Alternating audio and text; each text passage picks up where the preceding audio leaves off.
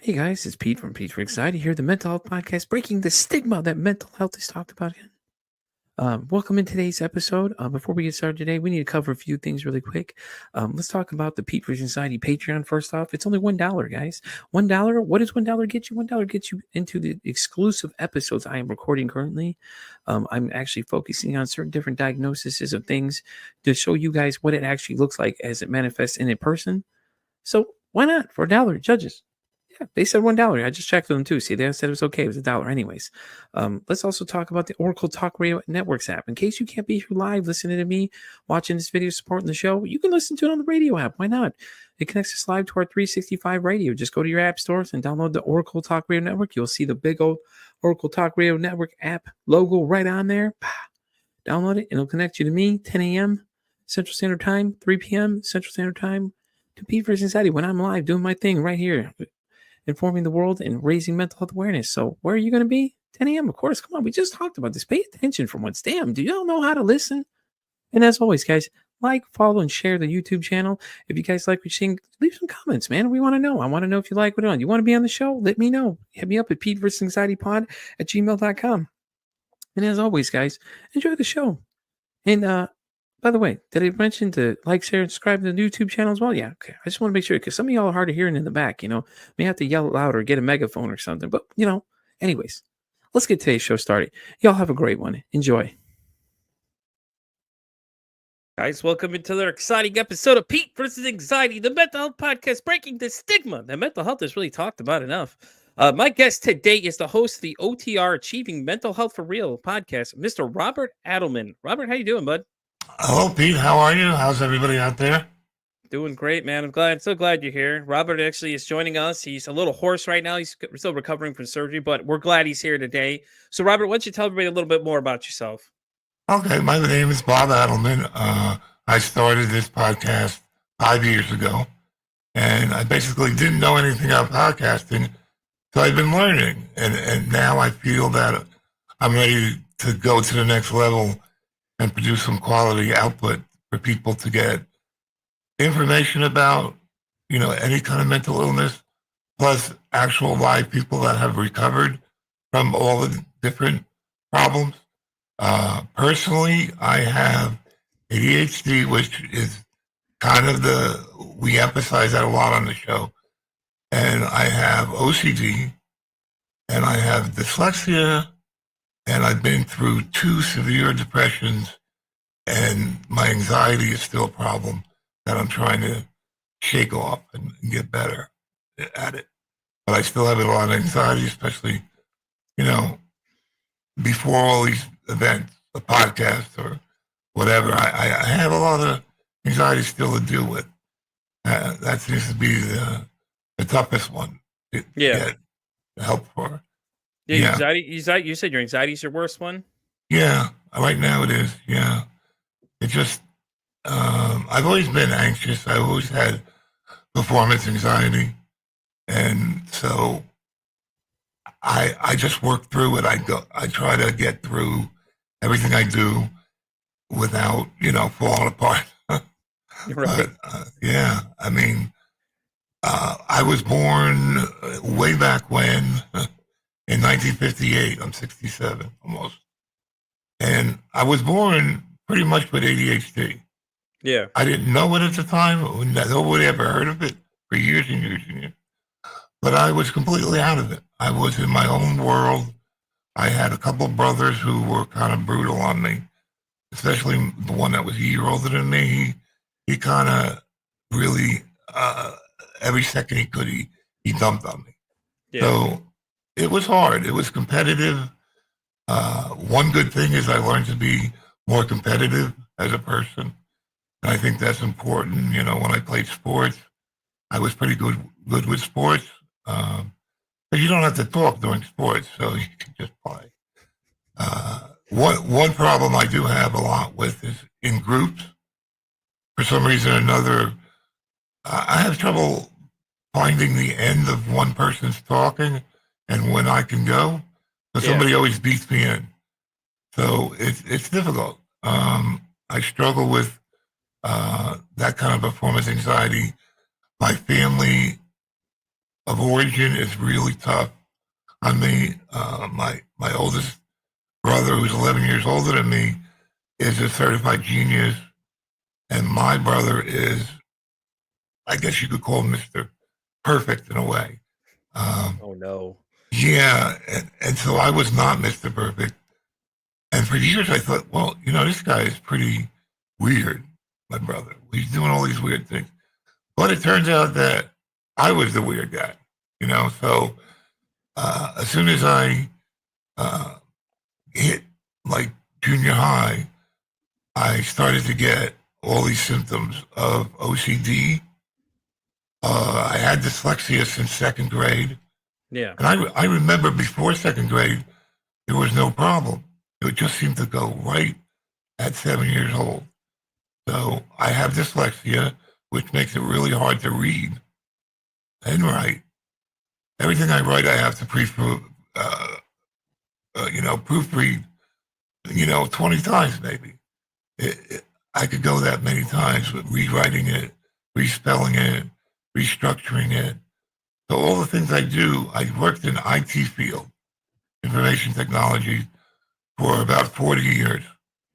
And everything I did there was really hard. And, I wrote memos and documents, and all of that was very difficult. And I always was afraid that someone was going to find out that I can't do simple things. Yeah. Things that anybody else can do easily. I have, like directions. Sense of direction isn't there. Somebody would point, oh, go that direction. I'd be like, I don't know where I am in the building, so I can't follow those directions. I need a map, basically. Yeah. And so with the podcast, I interview people that have all sorts of problems. Bipolar 1, bipolar 2, schizophrenia, ADHD, severe depression. I mean, that's something that I had experience with in 1991. I had my first severe attack. And if I go into that, it's a story. I mean, I was on medication up until 91, and I just quit cold turkey. And I felt great for like a month, 2 months. Then gradually I got worse and worse and worse. And then I went one day with a friend of mine to Giant Stadium in New Jersey. Yeah. And all of a sudden, all this depression, anxiety hit me like a storm. Like it was cloudy that day. And I felt like I wasn't able to do anything. It was just that I felt like I couldn't stay in my own skin anymore. I had to get out. I had to do something. I went to the hospital. They were like, oh, you're fine. Don't worry about it. Meanwhile, I wasn't fine. I was really, really bad. And I thought I'd be this way the rest of my life. I thought they're just going to wrap me up and put me in an insane asylum or something. And I really thought that it was kind of the end of my life. And it turns out that the next day, I was trying to find any kind of pill I could take that would ease my pain. And so eventually I just said, I have to go to the hospital. So my wife took me in the pouring rain to Princeton Hospital, and I was a complete mess. Yeah. So the first thing they did was they gave me Xanax. And that was like, okay, why didn't we get this yesterday? Why did you wait so long to get me something like this? Because that broke, the real bad anxiety was broken with Xanax. Yeah. And I think they had to figure out what else is wrong with me. So they put me on Prozac, and they put me on all sorts of different things. And I was not getting any better at that point. I wound up coming out of the hospital, going to a psychiatrist. Back then they had a counselor psychiatrist together. Yeah. And he was great. He got me on Paxil. He got me on some of the old medicines, which my sister was taking at the time. So this was all inherited. My sister went through the same thing. My brother went through the same thing. My son went through the same thing. It was an episode of extreme anxiety and extreme depression. Yeah. And it lasted for 6 months. And without the medicine, it would have lasted longer. The medicine made it bearable. Yeah. So now I don't advocate medicine. I don't tell people, oh, you definitely have to have medicine. No, I pretty much say, get the counseling done, go to groups, do what you can on your own. But if you need the medicine, I urge people to think of it more like a medicine for the brain organ, not you're crazy, you got to have medicine. Yeah, exactly. It's just chemicals in your brain have to be balanced. And now I'm on medication, all year round, and I'm stable, and I'm able to have good days. I'm able to be happy, much happier than I ever was before. So all these years, I had no idea that other people had ADHD, that other people had this different type of brain. So I researched it. I went online, and I saw all these guys, very intelligent people, come out and say, look, I have the exact same problem. My family doesn't understand it. I have trouble with relationships, this and that. I have trouble concentrating. I have trouble living. Yeah. And if I go out to an airport, let's say, once I get in that airport building, my brain just shuts off. I can't do anything. I go up there and say, give me, I need a ticket. Oh, go to the machine and fill it out. I said, no, could you just please give it to me? Because I have big problems with that stuff. Yeah. Simple things. Yeah, it's just that I have a different type of brain. It thinks differently than a lot of neurotypical people. Yeah, clearly. So, all my life I tried to be neurotypical. I tried to mask.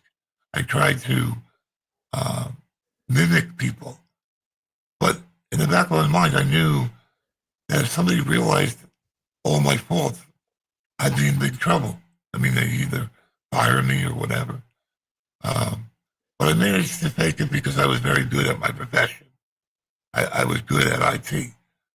But if I wasn't really good, I wasn't making many points with my managers. They kind of like, whoa, this guy's a loose cannon. Yeah. But I was able to eventually know how to deal with people like that. And, I did a lot of work with the users, with IT people. There was a lot of communication that I had to go through.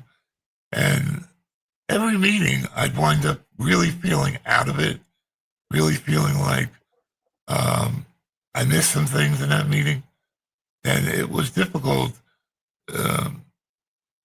to feel good.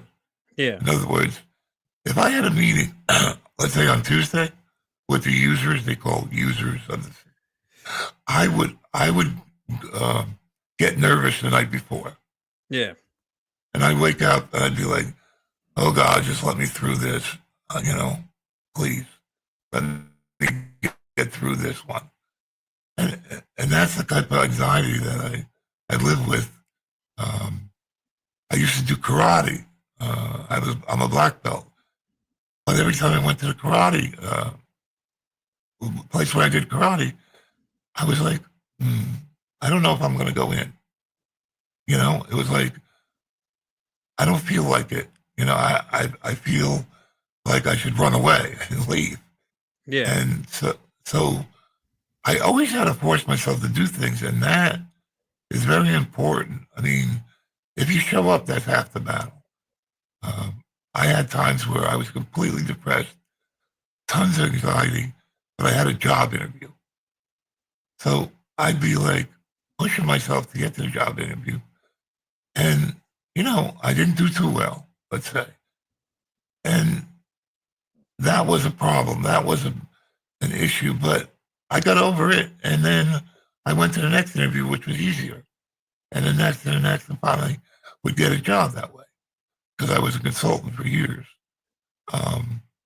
So basically on the show, I have this theory, for me at least, that ADHD led to my other conditions, my Yeah. anxiety and my depression. So a lot of my users are ADHD, and I have shows about that, but I also have shows about schizophrenia, bipolar 1 and 2, and all different types of people that come on the show and tell us how they recovered. And I really believe that people can recover. I believe that most people could get really happy if they followed some of the methods.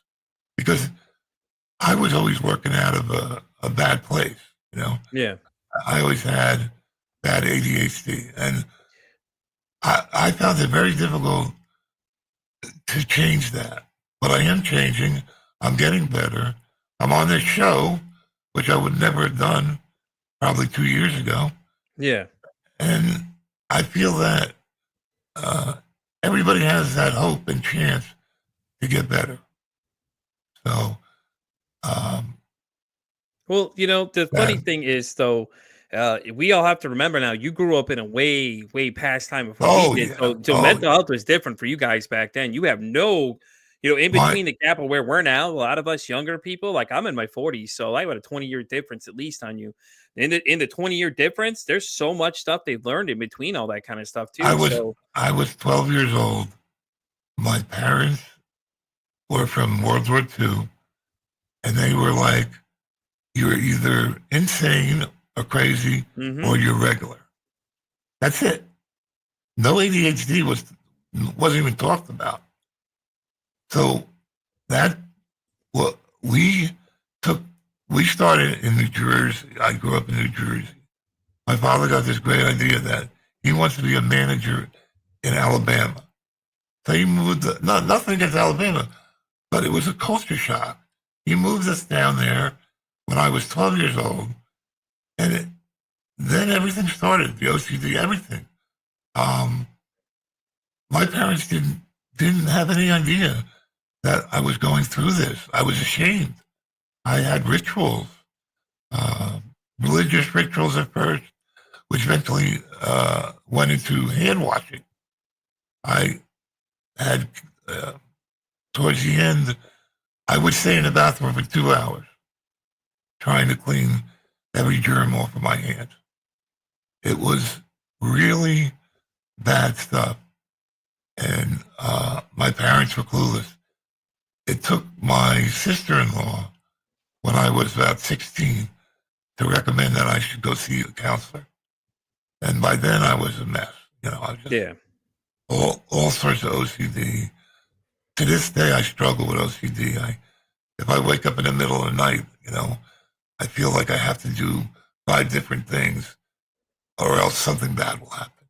It's always something's going to happen that's bad, unless I do this, and it's ridiculous, and it can take over your life if you're not careful. But I think it can get better. It's definitely better, and I think people can overcome most of their problems in most cases.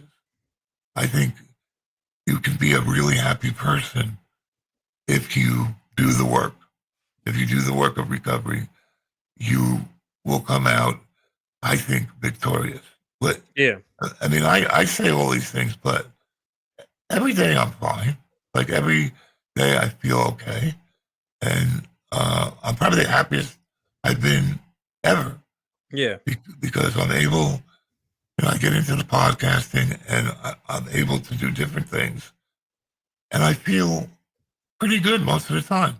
Yeah. And for me to feel pretty good most of the time is pretty much a miracle. I mean, It sounds like that from what you've been yeah, telling me. Like, yeah. man, for you to feel a slight bit better than what you've been dealing with, Jesus, man, I'm so proud of you.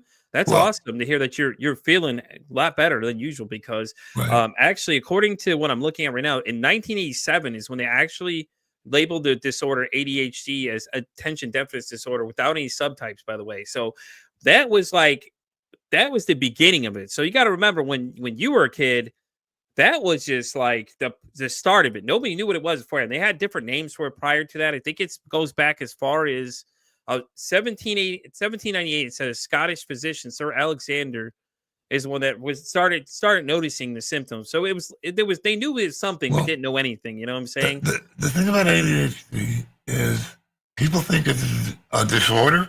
It Yeah. is not a disorder. Mm-hmm.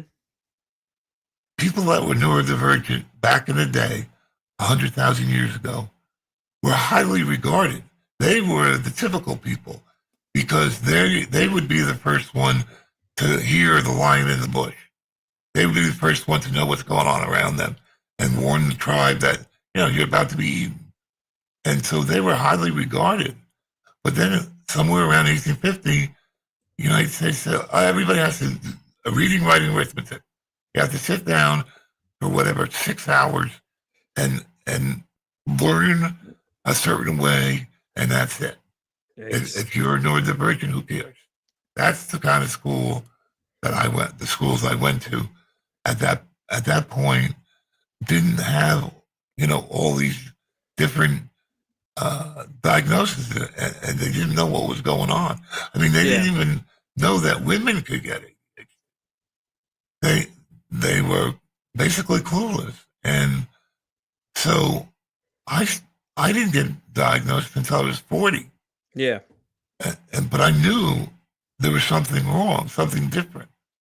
But what we try to advocate now is that can the workplace and school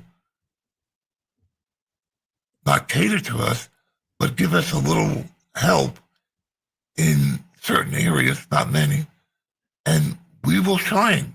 We will get the work done. We love to get things done. We love to do things under pressure, even, yeah, and we just want to be equal. That's all we want as a group. We don't we don't want to be medicated. We don't want to say we're different and everything. We have a different type of brain. We will find something we like and then we'll do it. And we'll do it great. And I think what's lacking in today's environment is these kids come out and they think there's something wrong with them. They say, oh, yeah, there's something wrong with you. There's nothing wrong with them. They could go to maybe a special school. I don't want to say special, but a school that teaches them how we learn. yeah, Like Einstein, all the great inventors. Thomas Edison. Here's a man that had maybe 1,000,000 tries on the light bulb before he got it.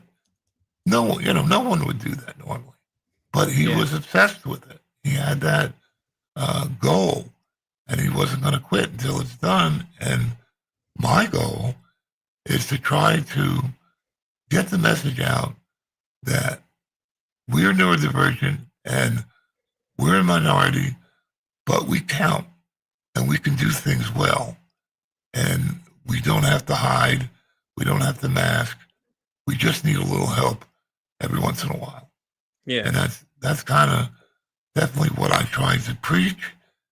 And I think it's getting through. I think people are starting to catch on that, uh, you know, you don't really have a disease. You have a different type of brain. And it's no worse or no better than a neurotypical person. yeah, It's just different.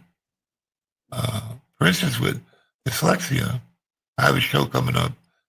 The guy has figured out how to read using the back part of the brain instead of the front part of the brain.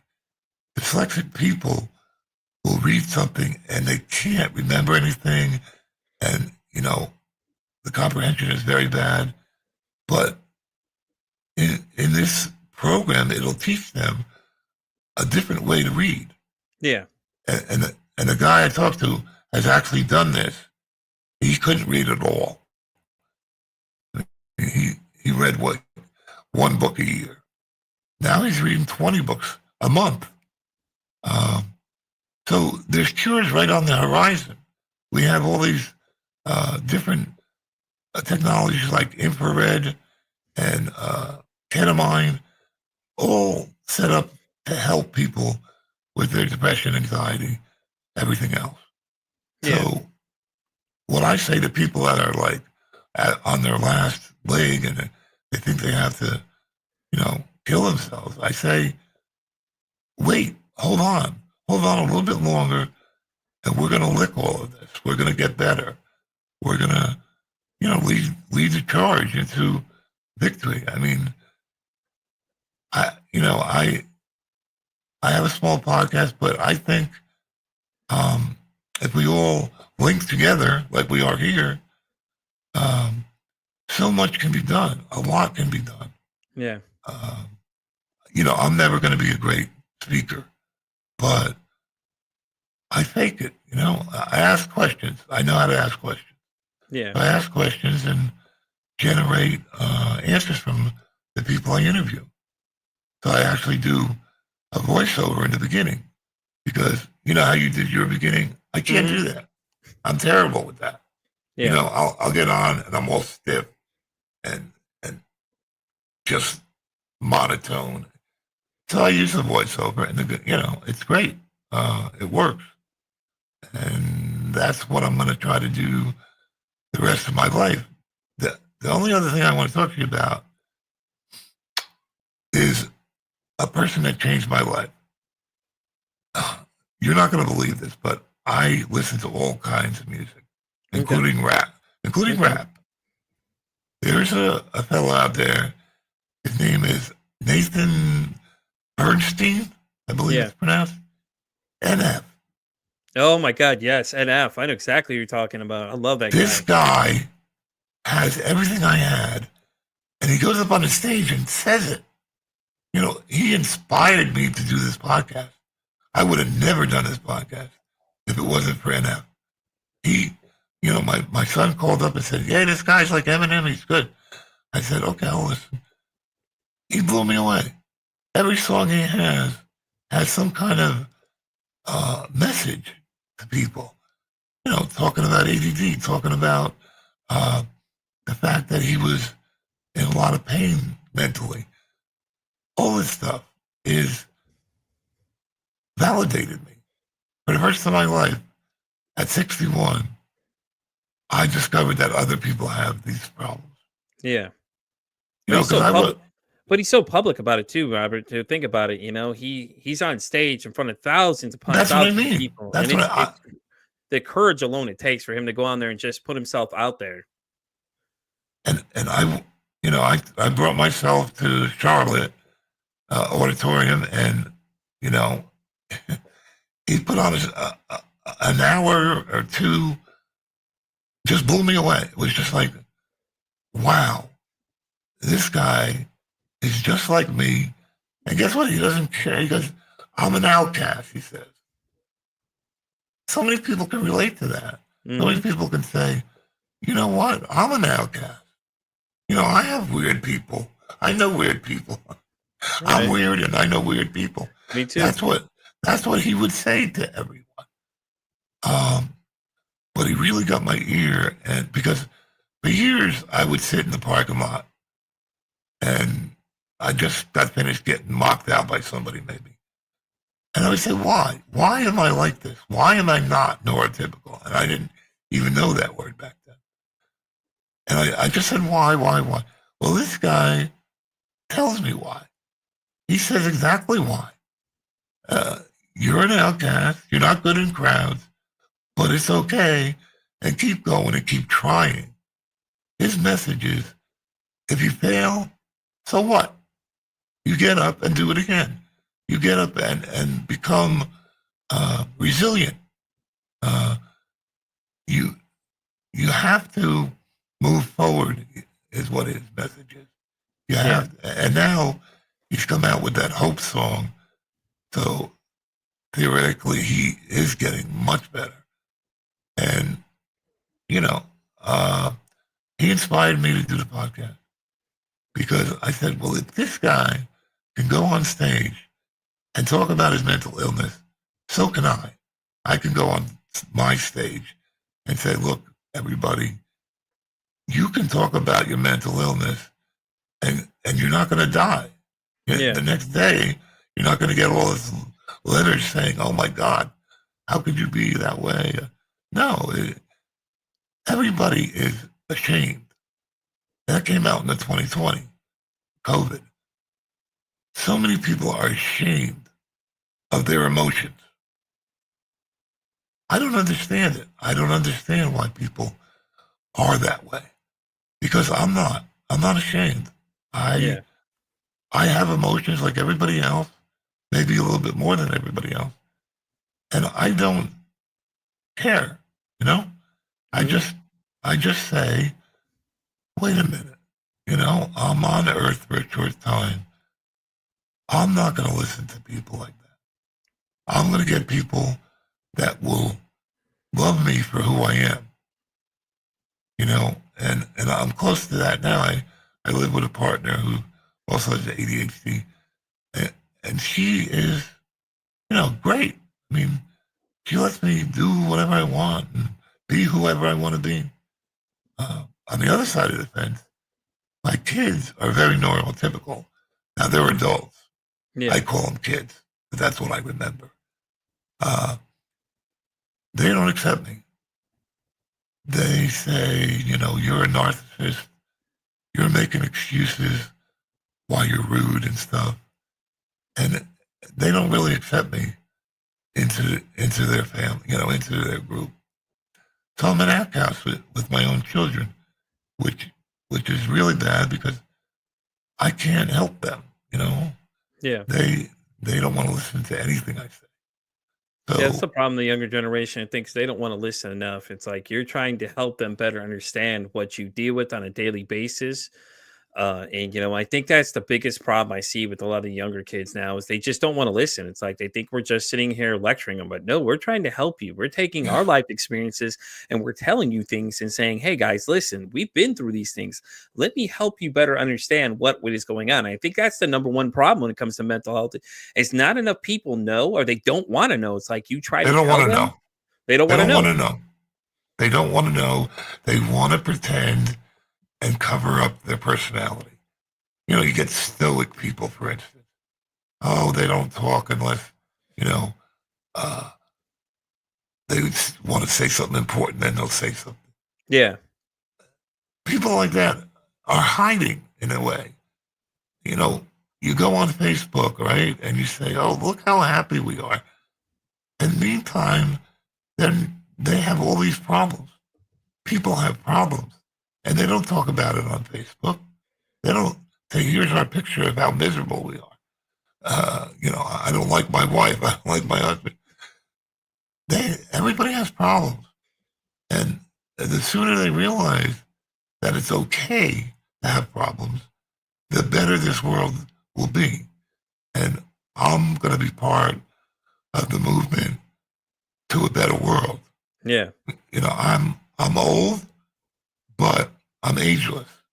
Um, I never took that magic pill that makes you into, you know, allows you to go into the rat race and forget about everything and stop having fun, stop listening to music. Yeah. People will do it. My kids, they will do it. They will stop having fun and they don't remember what fun was. My son used to love Slipknot, that Hmm. group. Now Yeah. Yeah. he's Slipknot. You're now right. You're right. yeah, he's a conservative, Trumper, and you know he'll defend it to the end. I don't know how to get through to my own kids, so it's tough. Um, when strangers listen, but your own children don't listen to you. And I guess that's normal. I guess most people can't really pass on a lot of their knowledge, wisdom. But in the past, uh, I used to go to my grandmother's house. It was the greatest thing. We go out and pick cherries off a tree. Uh, she had a pet. We didn't have pets. Uh, a dog, and she gave us $1 at the end. So nowadays, I'm in New Jersey. They're in South Carolina. I barely see my grandchildren, so it's tough because I can't get around. If I could get around, I would try to be in both places. But right now, I'm kind of stuck where I am. We're living together, combining our incomes, and we're doing okay. But when I was down there, they pretty much said, "Well, Dad, we don't have time for you. We don't have time to help you. Um, you're on your own." And I just had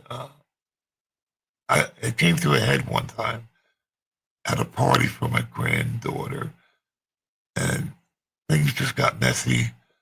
Uh, I had asked to stay over, and they were like, "No, you can't stay over. No, you can't do this. You can't sit on any of the chairs because you're 400 pounds." So I am just now trying to work things out with my oldest son. Yeah.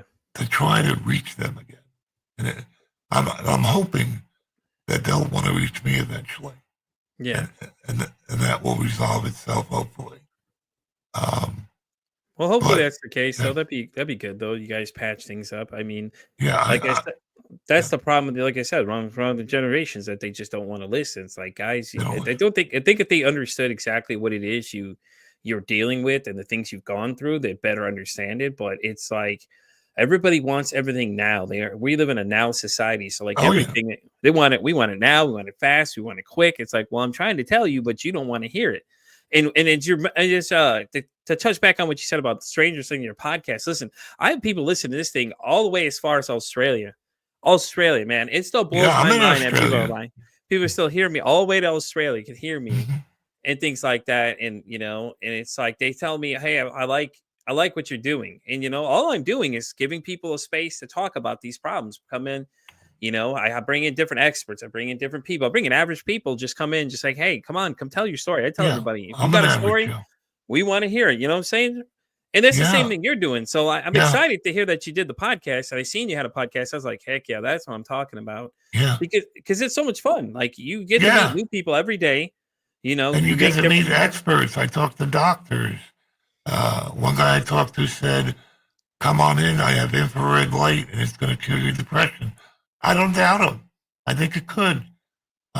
We have to listen. I mean, this doctor said it's very dangerous to take the ketamine unless you take a low enough dose. If it gets too high, you could be in danger. Right. So his recommendation is, guess what? You don't have to get high.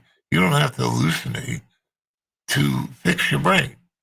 He calls it neuroplasticity. Yeah. Which helps the brain reform and go back to a healthy self and breaks depression. All these things can be tried by people that are, let's say somebody's tried 100 things. They went to ECT and all of that. They can still try ketamine. They can still try infrared light. Nothing's stopping you, except people need to be able to take care of themselves. That's what I'm saying. No, you're right. You're 100% right. People need to learn how to take care of themselves. And some people just need to understand there's other alternatives out there now, man. We've gone so far from when, back when you were a kid to now these kids are now. These kids now have so many things available. Yeah. It's like 3-4 pages at least of different procedures and different things they can do that are not just traditional therapy for those people that always say, oh, well, I don't want to do therapy. I don't want to talk about my feelings. It's like, guys, you're just making excuses. How about look at what your options are out there and stop making excuses? I think that's the biggest problem a lot of people have is they make excuses. Yeah, and like you said, you got to push yourself to do these things. Like, it took me a bit. I'm almost 40 now, and it took me, what is it, like 30 plus years at least to do some therapy myself to help better myself. And it took one incident with my wife for me to even do it because we were just recently married. And I just freaked out for no reason. Like all of a sudden just freaked out. And I don't even think it was anything she said. It was just something small that triggered me. and it pushed me to go like, you know what, I need to get some help. And then that's eventually how this podcast began. Is once I started doing my own journey, I was like, I wonder how many other people out there dealing with the same things I am, and then curious as I was.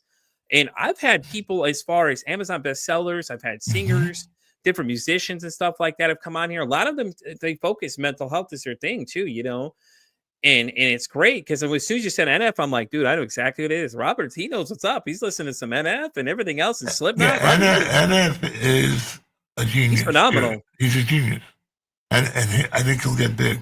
He'll get bigger than he is now, even.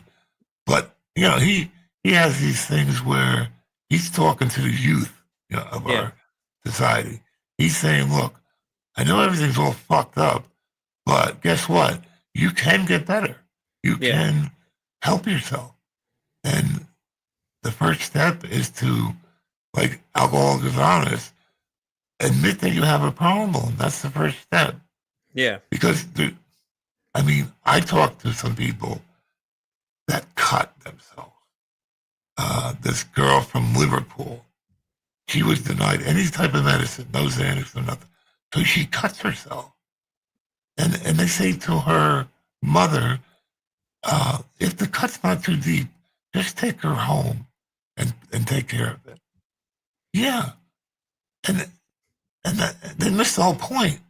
Why is she cutting herself? Because she wants that adrenaline rush to make her mind better. yeah, You know, she'll take the pain so she can break her depression. And all you have to do is give her the right types of medicine. I think she'd be fine. I yeah, talked to one person in the Philippines. She's still talking about shrinks. You know, we don't have any shrinks here. I said, what? I mean, you you can't go to a counselor? No, we're not the right class. Only the upper class can go. Uh, so there are people out there probably listening to this and saying, I'm here in Philippines. I can't do anything about it. I can't get yeah, to a counselor. I can't do these things you're talking about. And it yeah, must be very frustrating to those people. Um, so, my show is just a space, like you said. yeah, I had a good show called Creating Spaces. This woman, her name was Nat Nat. She psychoanalyzed me.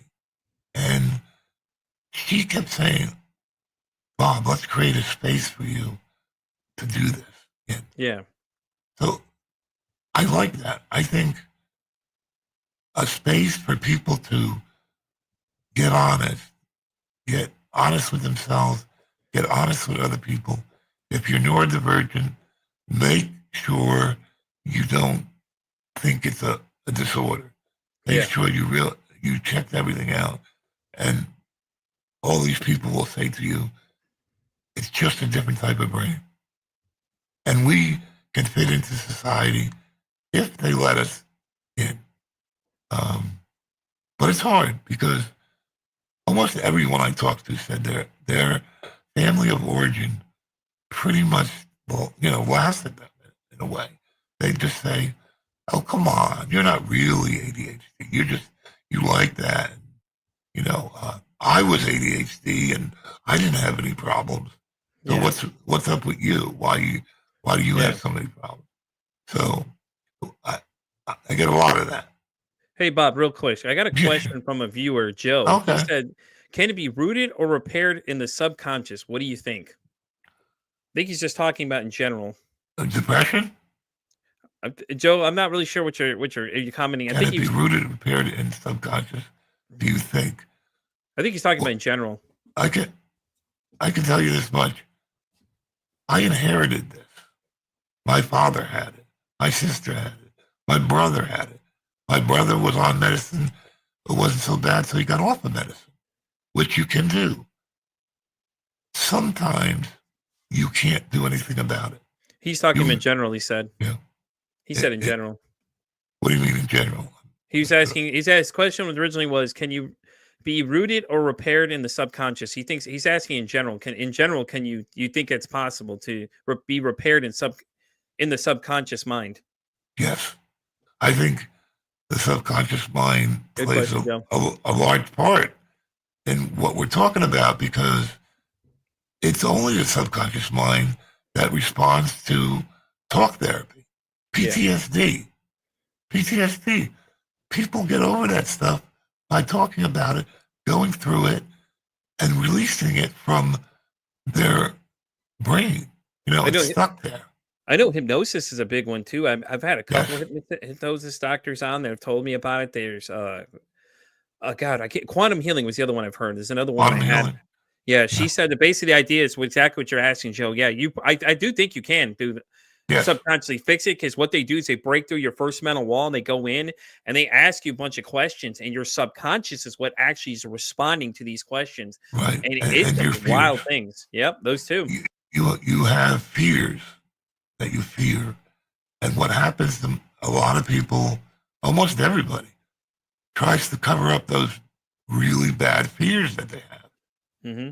But the truth about it is, and you wouldn't want to do this unless you're sure, if you face your fears, they'll go away. They want to leave. You keep them in your body. You keep them moving. If you say to your fears, okay, you're here, big deal, I don't care. I mean, just sit over there and shut up. And believe it or not, this kind of shit works. It really does work. Yeah. And the subconscious is a major factor in all of this. Because I had a friend of mine, he goes to me, well, if I go to counseling, all they're doing is talking.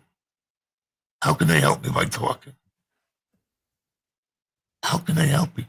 They they reach into the subconscious. They reach where your fears are, and they either bring them out or address them in some way. But the thing is, you will be very surprised how medicine can make you so much better. Like if you're paranoid all the time, you worry about everything. Medicine does help. And again, I don't advocate medicine, but I advocate trying everything that they have out there. We got another message. Yep. Joe has responded. He said, awesome. He's like, I've been reading lately about how we can rewire through Yes, accessing our subconscious. That's 100% yes. correct. That's the basis behind ketamine treatment. It's all based on you get a new perspective on yourself, and you can come out of there completely cured. And I haven't been bold enough to try a lot of different things. What was that other one that a lot of people are doing? What is it? I can't remember what it's The called now. The one that starts an marijuana. A. Ayashawanda or whatever. Ayasha something. I can't remember what it's called. Something like that. Where they have some really crazy experiences with it. I know the comedian Pauly Shore, he was talking about his experiences on one podcast I was listening to and how he's done it. Ashwagandha, there you go. That's what it is. The ashwagandha thing where he's just like, he was talking about it. He's going through these like deep, like Yeah. meditation trips of things, and like he's in this dark room, and he's like, you could hear the recording of him just like gagging away, and it's like, dude, how is that a great experience? There you go. Here it is, right here. Joe's got it. But it's the craziest thing I've ever heard. Like these guys are in a dark room and they're going into these like deep thought processes of things, and they're revisiting their childhoods in their mind. And it is the craziest experience you've ever heard somebody describe to No, you, because he's telling us I about it. and comedians are the worst. They're the most depressed. So I Right. mean, seriously, Oh no, I they believe it. Trust me. their whole life is a cover up. They make jokes about everything, but they're inside they're hurting. And I think actors kind of are in the same era. I Hmm. know there's a couple actors that have come out and said they have mental health problems, but in my opinion, not enough of them. Yeah. Uh, they're our heroes. If our heroes come out and say, "I had to work through a mental health problem," how many people will that help? Because they'll then say, "If this guy can do it, I can do it." Yeah. And that's the kind of mentality that we want to promote. Self healing. You Hmm. know, meditation. If you could learn meditation, it's so good for you. Or even yoga or karate or anything that's spiritual. I mean, Yeah. I used to, I know I used to, meditation gets mentioned a lot. A lot of people I talk to say they meditate. it's the Um, number one thing to cure um, basic worrying yeah, and fears. You know, um, it helps you to turn your thoughts around. So when you go into a dark place, which I enter a lot, you can turn it around and be positive and think of something positive. And it makes a difference. It really does. Um, the thing is, sometimes my demons get the best of me. yeah, And there's nothing I can do but hope yeah, for tomorrow. But the next day, I'm better. So it's kind of like being in a slump in baseball. You know, you get up there and you don't have any confidence that you can hit. And then all of a sudden, one day you wake up and you say, oh, fuck that. I can hit. Let's go. Come on. And they hit and they come out of the slump. Um, the same thing with depression. Depression is a slump. And if you can hang in there and don't think it's the rest of your life, you could come out of it shining where you, like nothing before, you can reach higher levels of consciousness. yeah, And that's meditation, trying to get to a point where you can control your thoughts more. You can always go back to your breathing. No matter where your thoughts go, you go back to your breathing. And a lot of people they try to empty their mind, but that's not really it. It's the fact that you're moving your thought from over there to your breath and back. So anybody can do it if they practice, I think. yeah, I've been trying it. It helps me a lot. And you know, if you don't give up, you're gonna get better.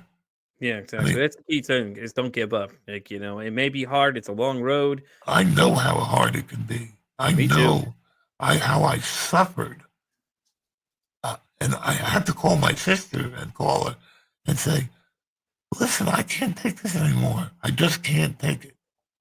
And she'd be like, "No, no, no. You got to wait for the medicine to set in. You got to help yourself that way, and it's gonna work because it works for me." And she had to repeat that 100 times because I didn't believe it. And sure enough, after 6 months, I got better. Yeah, And I got to a point where I can help myself even more, um, especially doing these podcasts. yeah, Um, I feel now I'm in a very good place, even though I still have the demons on my back. I you know what it is. I think is they know they're defeated. yeah, They know I got them, and they're basically trying to overload me. At y- times. yeah, And I just say, okay, I'm having anxiety right now. It's really bad. Uh, it'll go away in 30 seconds or so. Big deal. And all you demons can come and sit down and shut up. You know, you're the captain of the boat. So if, pirates come aboard, you can tell them, walk the plank, get out of here. I don't want you. Those things work. And I think it's what NF was saying about when he was talking about his fears. Like he went one on one with his fears in his intros and stuff. And that's the secret. If you can transcend your fears, you're done. In a sense, yeah, um, I know so many people that have done things like that, and they're just in a great place. They're in a good spot. I mean, if you listen to my program, these guys were like on the brink of suicide, and now they say, I almost killed the wrong person. Is one of the episodes. yeah. I almost killed the wrong person. And the thing about suicide is you have no idea how many people love you. You think, oh, I'm all alone, blah, blah, blah, blah. And maybe some guy is alone. I don't think so. If you commit suicide, people will be affected in a very negative way. Like when Lincoln Park, the guy from Lincoln Park, Yeah, that's a good group. I had tickets. I had tickets for that concert. When he killed himself, it got to me. I think it gets to everybody. So you're basically spreading all this grief to your family, to your friends, and I know it's hard to hold on, but believe me, it's gonna get better for you. Yeah. You gotta hold on. I can't emphasize that enough because even the worst depression gets better in 6 months. So, Yeah. yeah. So All right, Robert. Yeah. We're going to get ready to start wrapping up. Did you want to tell Okay. everybody where they can listen to your podcast, or you just sound like Yeah. If you go on any Google and put in OTR-Achieving Mental Health, for real, you'll get many spots where you can listen to my podcast. I'm on Facebook, Instagram, and X. As X, on X? I'm Over the Rain One Bow on X, which would used to be Twitter, of course. Yeah. And if you want to reach me on Facebook, just type in OTR, Achieving Mental Health for Real, and my site should come up. Yep. And the guys, I'll put everything in the description below too. Yeah, that's I'll make sure I have all the stuff in there for you. Link everything up for you guys. I'll do all the hard work for you. I got y'all. Don't worry. Okay. Yeah, So all you got to do is click and go find them and check out a show. I know you're on YouTube as well, right? Yes, but no picture. Just audio works too. Don't worry about it. Audio works too. Yeah. That's it, because I do audio side of mine as well. So, but you all know where to find me. I'm Pete Frick's Anxiety. I'm pretty much at everything. I'm on Facebook, X, Instagram, TikTok, all that other stuff. Joe, thank you so much for being here. I appreciate you coming in and talking to me and Bob. We appreciate you coming by as always. Your comments and questions are great. We loved having you. Yeah, I'm glad you brought us too. Yeah. And as always, guys, like I like to say, it costs nothing, absolutely nothing to be kind to somebody. One kind act you could do can save somebody's life, or hell, you can make their day. I'm Pete Frick's Anxiety saying, don't ask how your day is. Ask how your mental health is. Exactly.